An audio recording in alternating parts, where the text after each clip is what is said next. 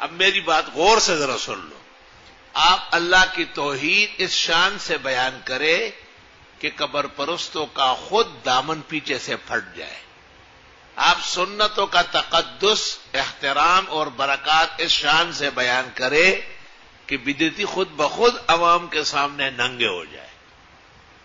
آپ صحابہ کے مناقب اور فضائل ایسے دھوم دھام سے بیان کرے کہ ان کو برا کہنے والے رافضی یا مودودی خود بخود ذہنوں میں لعنتی ہو جائے.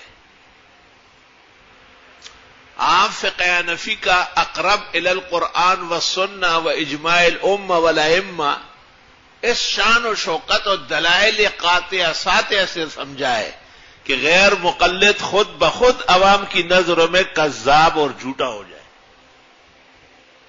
یہ عاجز فقیر، عاجز بیمار، یہ مجھے اللہ نے فہم دیا ہے، اور وہ علوم جو خالص الہی علوم ہیں ان میں سے ایک یہ. کوئی ضرورت نہیں، لوگوں کو کیا برا کہیں گے، شاید ہم زیادہ ہی برے ہوں.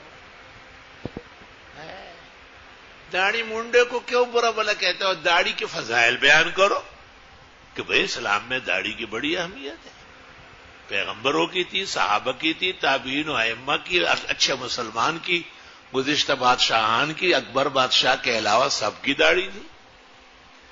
داڑھی کے بارے میں جو احکامات ہے وہ ارشاد فرمائے، آپ کا حق ہے، کوئی بھی آپ کو کچھ نہیں کہے گا. سمجھ گئے آپ؟ جی.